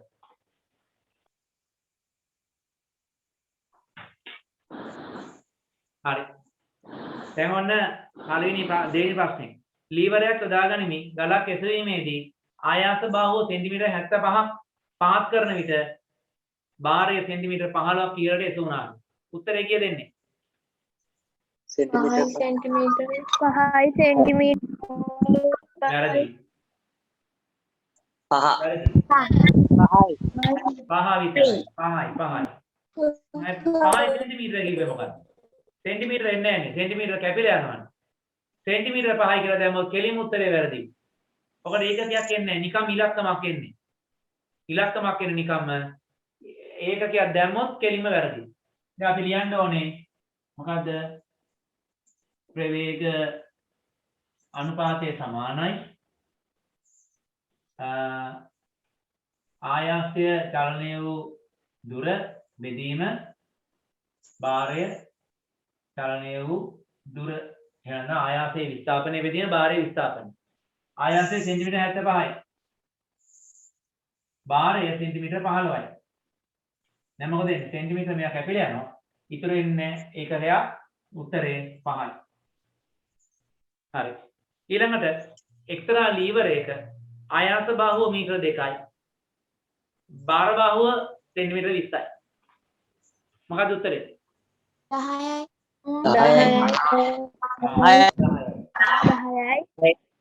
10යි. හොයන්නේ කොහමද? අපි සමීකරණ ලියලා නැත්නම් වැරදි. මෙහෙමයි මට ඔයාලා ළඟට ඇවිල්ලා බලන්න ක්‍රමයක් නැහැ. ඒ නිසා ඔයාලා තනි තනියෙන් තම තමන් මේ හරියට මේවා ලියන්න පුරුදු වෙන්න. නිකන් ඉලක්කමක් විතරක් දාන් හිටියා මට පුළුවන් වැඩේ හරි කියලා හිතන්න එපා. හරි? මං කියන විදිහටම කරන්න. අනිවාර්යෙන් ඔයාලා ලියන්න ඕනේ සමීකරණේ. සමීකරණේ ලිව්වේ නැත්නම් වැරදි. හරිද? සමීකරණ ලියන්න ඕනේ ප්‍රවේග අනුපාතය සමානයි ආයාස බාහුවේ දිග බෙදීම භාර බාහුවේ දිග. කොහොම තියෙන්න ඕනේ? ආයාස බාහුව තියෙනවා මීටර 2යි. භාර බාහුව සෙන්ටිමීටර 20යි.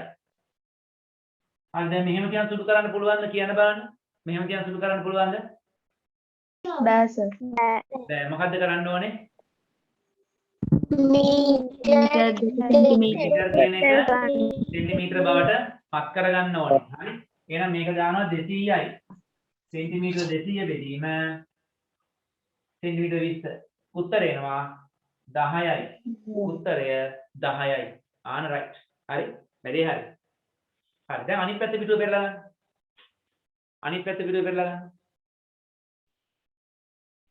දැන් මෙන්න මෙහෙම දෙයක් තියෙනවා. දැන් යන්ත්‍රයක ප්‍රවේග අනුපාතය අපි හිතමු මෙහෙම. දැන් මම ආයතනයක් වෙන එකක් කියලා දෙනවා. හරි. ආයතනයක් මම ලීවරයක් අඳිනවා. මෙන්න අඳිනවා ලීවරයක්. හරි. මෙන්න අඳිනවා ලීවරයක් ඔන්න.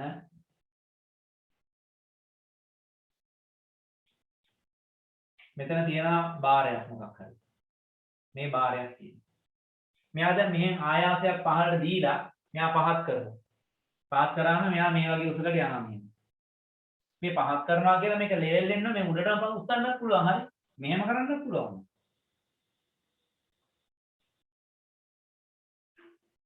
කොහොම කරන්න පුළුවන්.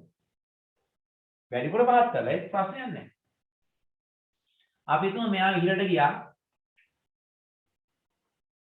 සෙන්ටිමීටර් මෙයා ඉහළට ගියා සෙන්ටිමීටර අපි හිතමු සෙන්ටිමීටර 6ක්. සෙන්ටිමීටර 6ක් ඉහළට ගියා. මෙයා පහළට ගිහලා තියෙනවා සෙන්ටිමීටර 24ක්. සෙන්ටිමීටර 24ක් ගියා. මට කියන්න ඕක ප්‍රවේග අනුපාතය කොච්චරද? 4යි. ප්‍රවේග අනුපාතය 4යි. 4යි. මේකේ ප්‍රවේග අනුපාතය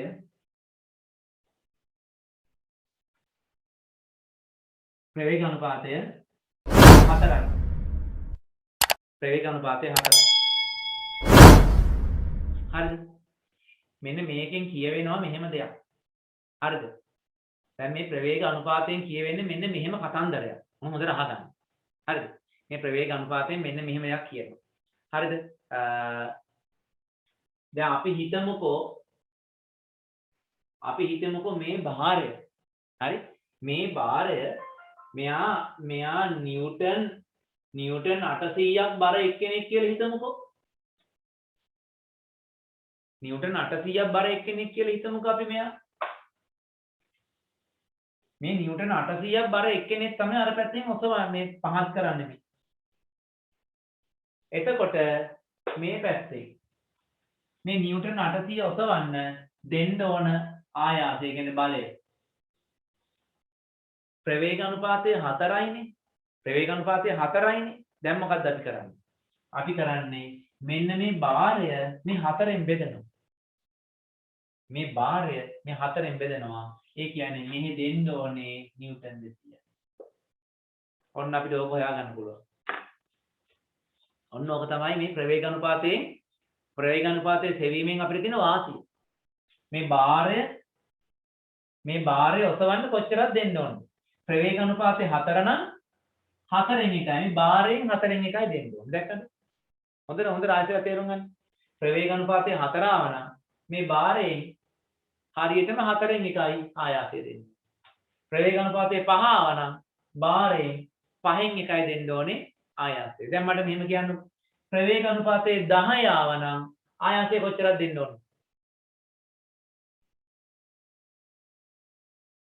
නිව්ටන් 80යි. යා දෙනවද? මේ භාරය දැන් ප්‍රවේග අනුපාතය 10 නම් භාරයෙන් 10න් එකයි. ඒ කියන්නේ මේක 10න් බෙදුවා නම් 80යි. ප්‍රවේග අනුපාතය 2 නම් නිව්ටන් 400ක්. ඔව් භාරයෙන් 2න් එකයි. නිව්ටන් 400යි. ප්‍රවේග අනුපාතය ආවනම් මේක අපි හිතමුකෝ ප්‍රවේග අනුපාතය 100ක් ආවනම් නිව්ටන් 8යි. දැක්කද? ප්‍රවේග අනුපාතය 100ක් ආවනම් බැරි වෙලා ආවා. හරි? එහෙනම් භාරයෙන් 100න් එකයි. කියන්නේ 800 නම් අර පැත්තේ 8යි. දැක්කද? එහෙනම් ඔන්න මතක තියාගන්න මේ ප්‍රවේග අනුපාතය අපි සොයන්නේ ප්‍රවේග අනුපාතය සෙව්වට පස්සේ භාරය එසවීම සඳහා කොච්චර ආයාසයක් දෙන්න ඕනද කියලා අපිට හිතා ගන්න පුළුවන්කම තියෙනවා. දැන් ඔයාලා ටියුට් එක ගන්නකො අතට. ටියුට් එක අනිත් පැත්තේ පිටුව පෙරලා ගන්න 8 වෙනි පිටුව. 8 වෙනි පිටුව පෙරලා ගන්න. ඔකේ තියෙනවා මෙන්න මෙහෙම කතාවක් බලන්න. යන්ත්‍රයක ප්‍රවේග අනුපාතය 5ක් නම් ඉන් අදහස් වන්නේ භාරයෙන් 5න් එකක ආයාසයක් යෙදීමෙන් එම භාරය සන්තුලනය කළ හැකි බවයි. එහෙම එකක් තියෙනව නේද? ඒක තේරුණාද කියන්නකෝ. ඒ කියලා තියෙන එක තේරුණාද බලන්න. යන්ත්‍රයක ප්‍රවේග අනුපාතය 5ක් නම් ඉන් අදහස් වන්නේ භාරයෙන් 5න් එකක ආයාසයක් යෙදීමෙන් එම භාරය සන්තුලනය කළ හැකි බවයි. සන්තුලනය කරනවා කියන්නේ ඔසවන්න පුළුවන් කියන්නේ. සන්තුලනය කළ හැකි බවයි. ආන් ඒ ටික highlight කරගන්න. එහෙම නැත්නම් යටින් ඉරක් ඇඳ ගන්න. ඒ ටික highlight කරගන්න නැත්නම් ඒ ටිකටම යටින් ඉරක් ඇඳ ගන්න.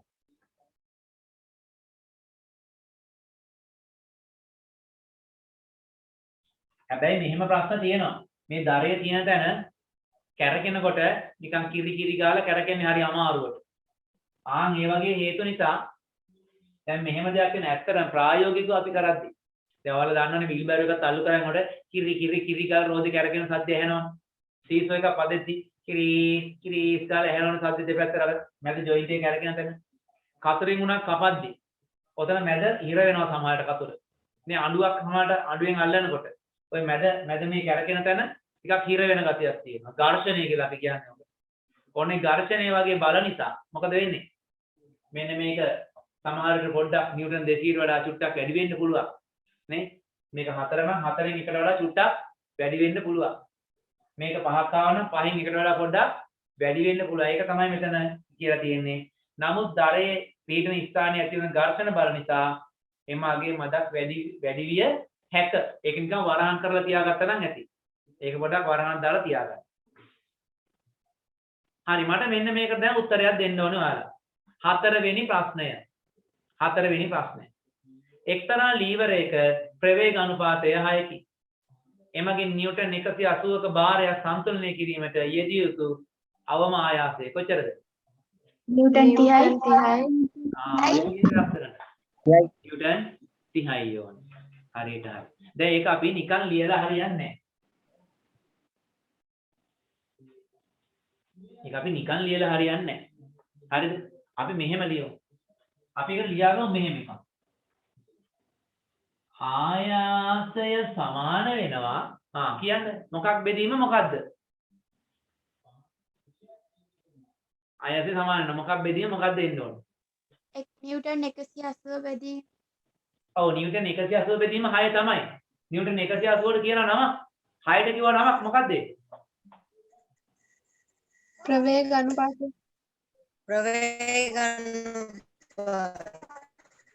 උඩ තියෙන 180 කියන්නේ මොකද්ද?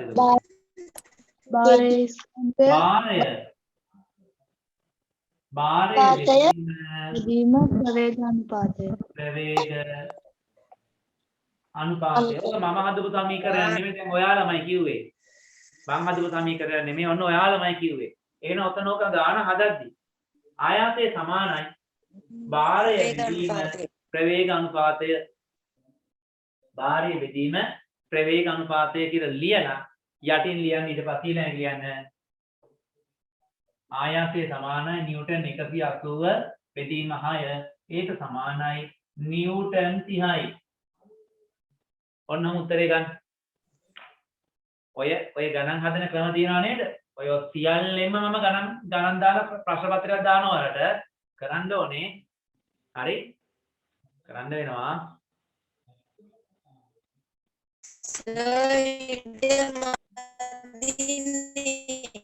ඉදමදි කියන්නේ ජෝඩි ලියන්න. ඉදමදි කියලා දැන් මම මොනා කරන්නේ? ඉදමදි නෑ මේ ටිකේ ඉදමදි. පොල් ගෙඩි සයිස් අකුරුද ලියන්නේ? දැන් 9 වසරේ ළමයි. පොඩියට ලියන්න. හරි සර්. ඔන්න දැන් ලියලා ඉවරයි සර්. ඔයාලගෙන් පරණ දෙයක් අහනවා. හරි? පොඩි කාලේ ඉගෙන ගත්ත දෙයක්. 7 වසරේදී ඉගෙන ගත්ත දෙයක් අහනවා. 7 දී 8 දී ඉගෙන ගත්ත දෙයක් අහනවා. කාර්යය කියන්නේ මොකද්ද?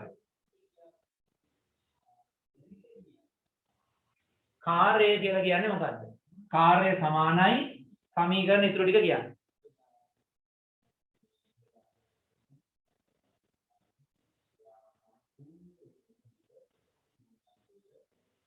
කාර්ය සමානයි ඉතුරු ටික කියන්න ඕන.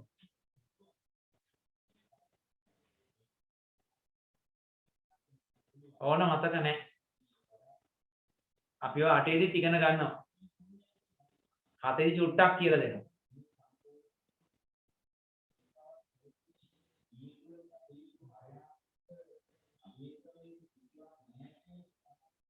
දැන් මතක නැත්නම් පොතේ තමයි ලියා ගන්න. ටියුට් එකේ නෙමෙයි පොතේ ලියා ගන්න වෙන්නේ.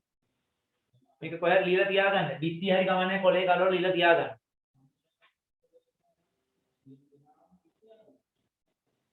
කාර්ය සමානයි බලය ගුණ කිරීම විස්ථාපනය ටියුට් එකේ ලියන්න එපා. ඔයාලා ලියාගෙන තියන් ඉන්න පොතේ මේක ලියාගන්න. කාර්ය සමානයි බලය ගුණ කිරීම විස්ථාපනය.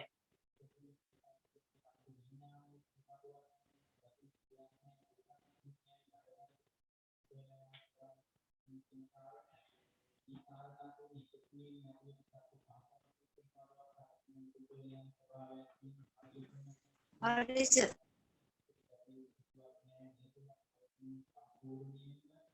හරි. ඔක පොතේනේ ලියාගත්තේ. ඔතනම තියෙනවා ප්‍රශ්නයක් මම දෙන්නම් ප්‍රශ්නයක් ලියාගන්න.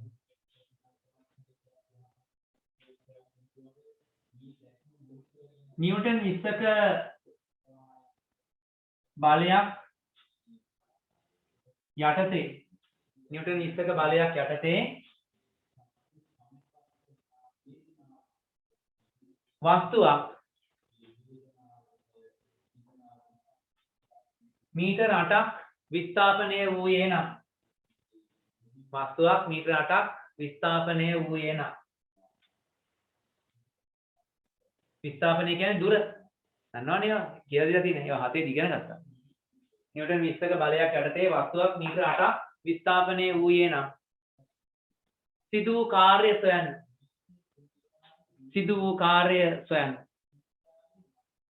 නිව්ටන් 20ක බලයක් යටතේ වස්තුවක් මීටර 8ක් විස්ථාපනය වූයේ නම් සිදු වූ කාර්ය සොයන්න. ඉක්මන් කරන්න. නිව්ටන් 160 කිව්වොත් ඒක බලයක් නේ. නිව්ටන් 160 කියන්නේ බලයක්. 160යි මීටරයට නිව්ටන් 160යි. නෑ මීටරයට නිව්ටන් නෑ වැරදි.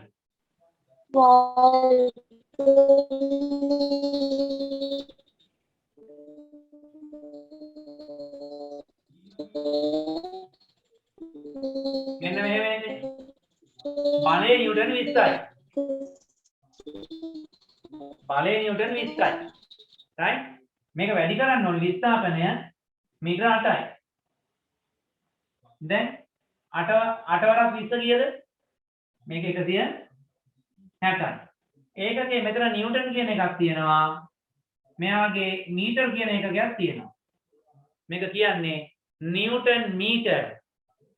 මේක කියවන්නේ නිව්ටන් මීටර.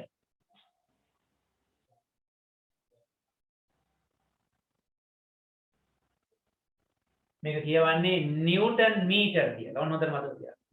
මේක කියවන්නේ නිව්ටන් මීටර. හරි? දැන් ඔයාලගේ ටියුටේ ගන්න අතට මේක තියෙනවා ප්‍රධාන කාර්ය හා ප්‍රතිදාන කාර්ය කියලා එකක්. ප්‍රධාන කාර්ය සහ ප්‍රතිදාන කාර්ය. හරිද? ඒ කියන්නේ මෙන්න මෙහෙම එකක්. ප්‍රධාන කාර්ය සහ ප්‍රතිදාන කාර්ය.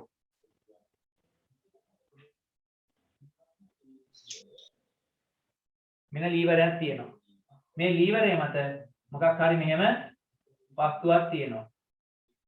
මොකක් හරි වස්තුවක් තියෙනවා. මේ ලීවරය මත මොකක් හරි වස්තුවක් තියෙනවා. හරිද? දැන් මේක මේ වස්තුව මේක තමයි භාරය. මේක අපි හිතමු නිව්ටන් 80යි. නිව්ටන් 80ක භාරයක් මේක. හරි? මෙයා මේ පැත්තෙන් ආයාසයක් ලබා දෙනවා. හරිද?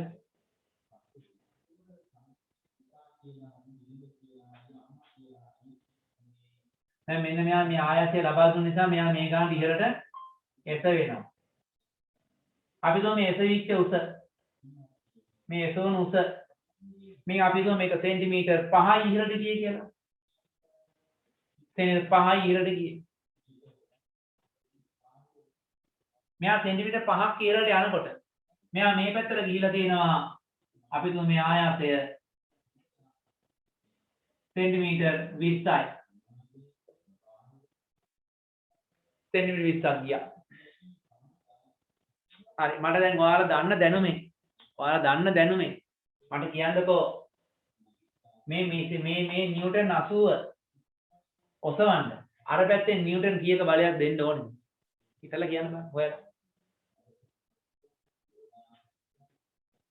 අඩු ගන්න පොයින් කියන්න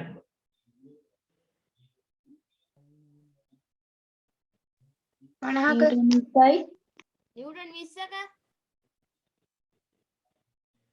අර කවුද 50යි කියලා ගෑ ගැහුවා.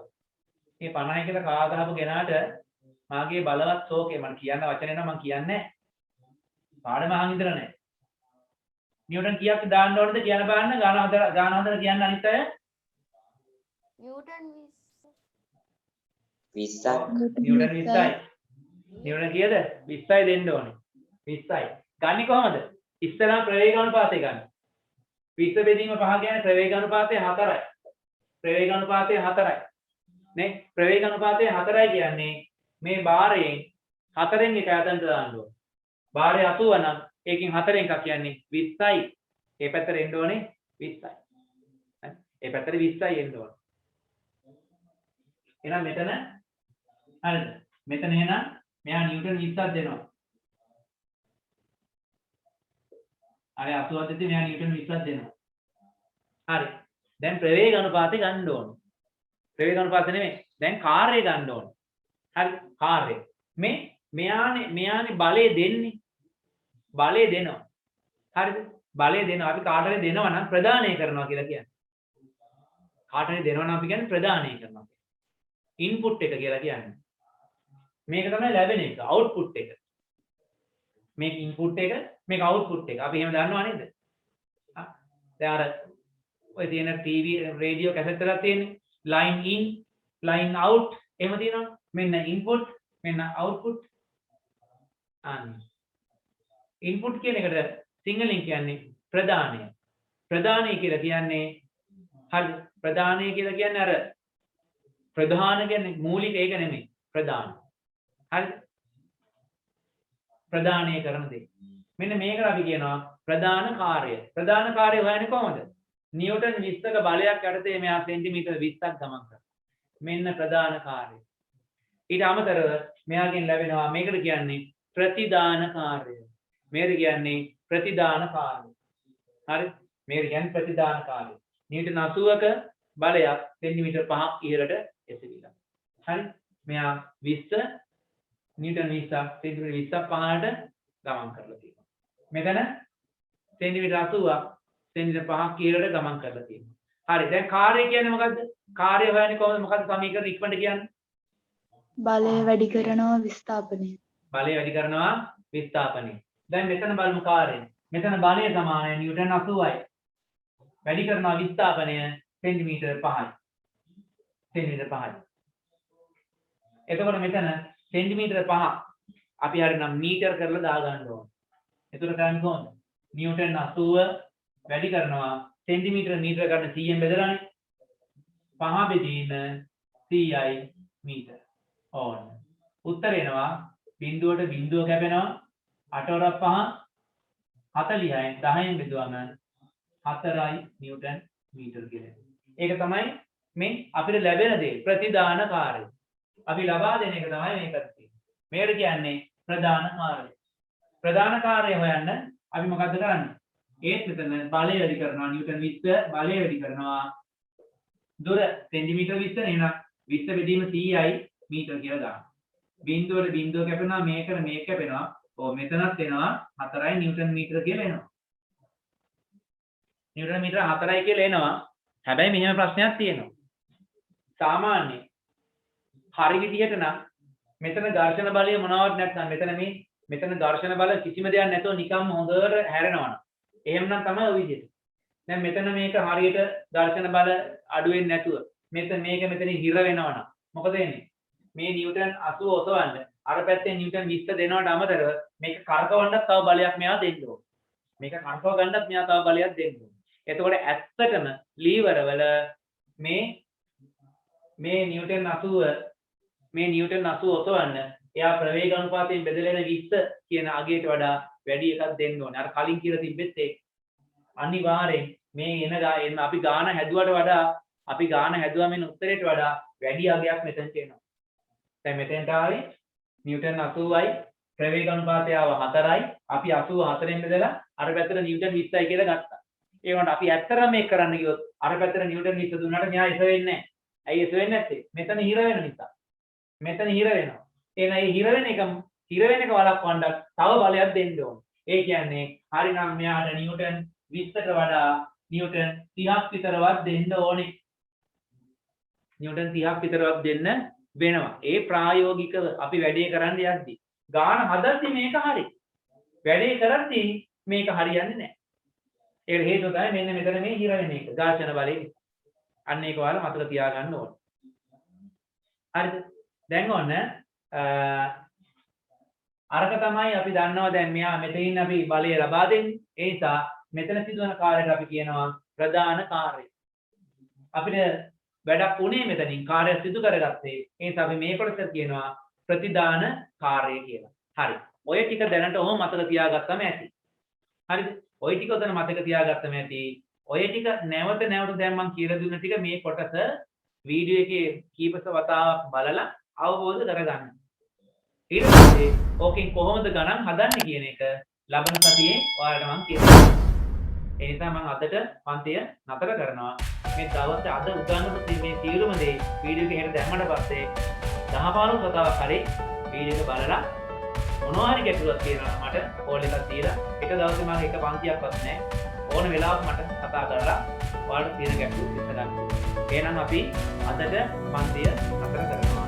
ඔයාලා ඔක්කොටම සුබ රාත්‍රියක්.